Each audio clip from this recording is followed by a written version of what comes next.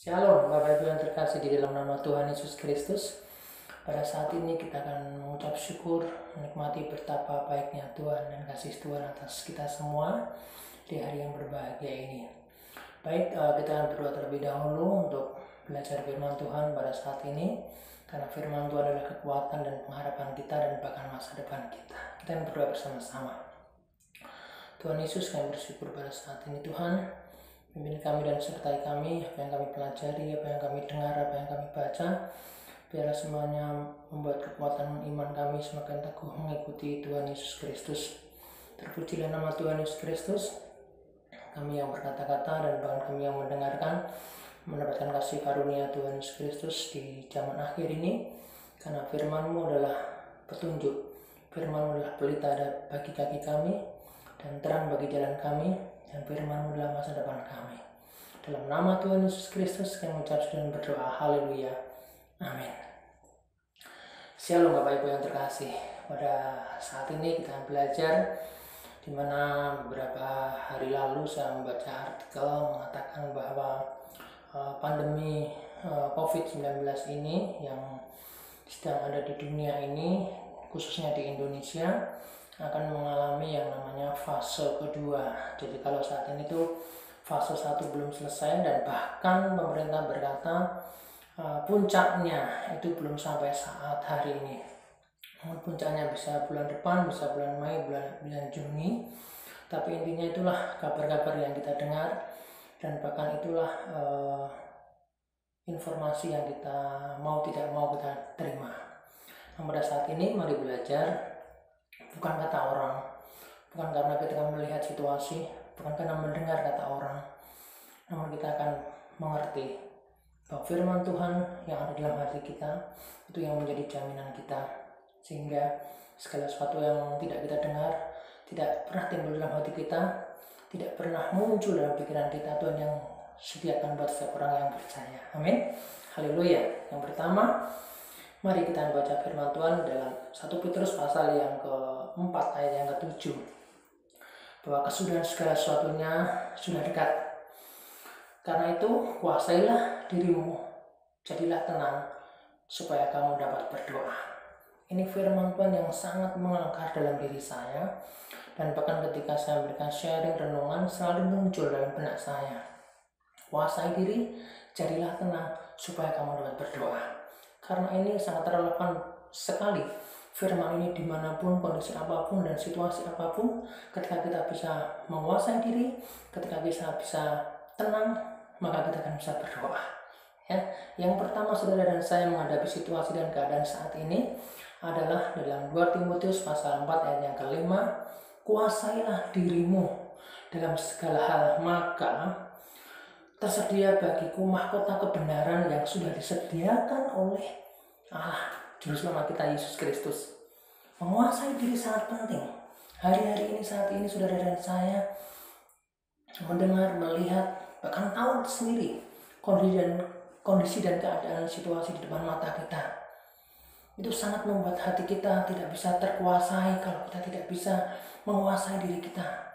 Bahkan mungkin kondisi hati kita akan memberontak dan bahkan bertolak belakang.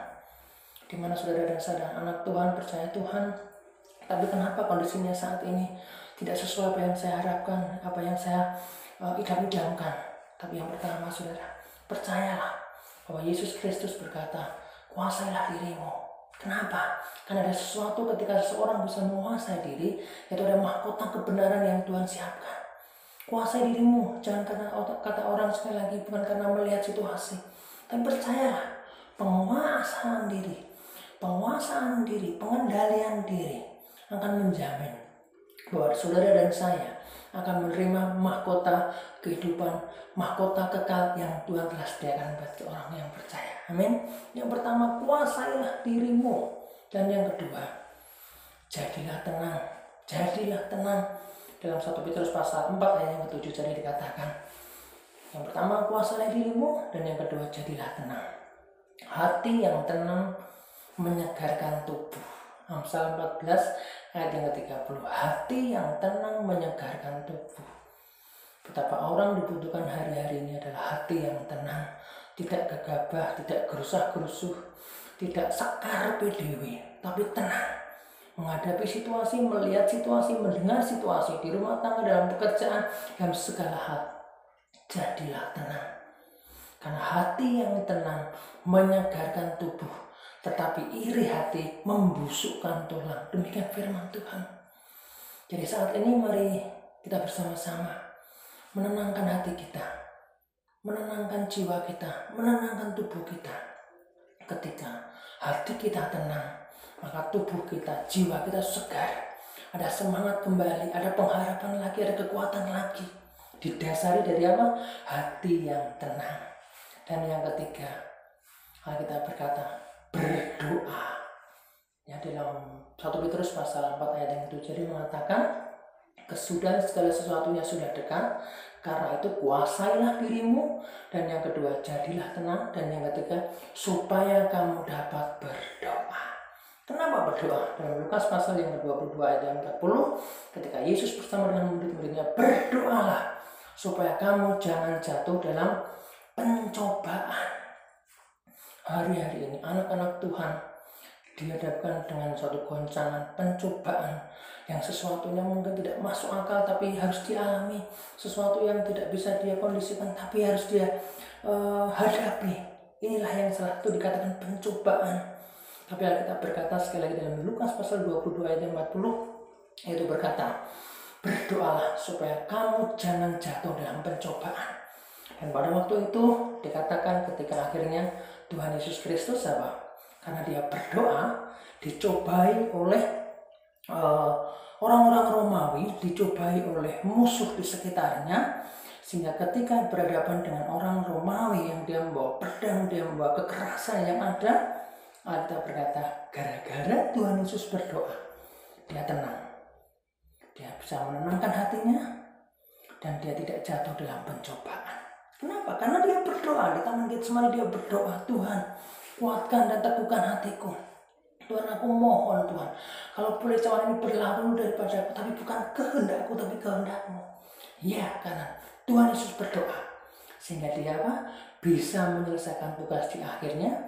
Ketika disalib, kita berkata apa? Ampuni dia, dia tidak mengerti apa yang dia perbuat. Dan Alkitab berkata, sudah selesai. Demikian juga saudara dan saya hari-hari ini, pelayanan pekerjaan belum selesai, masih ada tantangan di depan, masih ada pekerjaan di depan. Tapi percayalah, ketika saudara dan saya bisa menguasai diri, dan yang kedua, tetap tenang, dan yang ketiga, tetap berdoa, maka saudara dan saya akan menyelesaikan tugas dalam dunia ini menjadi berkat, dan menjadi berkat, dan menjadi berkat. Amin. Terpujilah nama Tuhan Yesus Kristus, sekarang dan sampai selama-lamanya. Haleluya. Amin.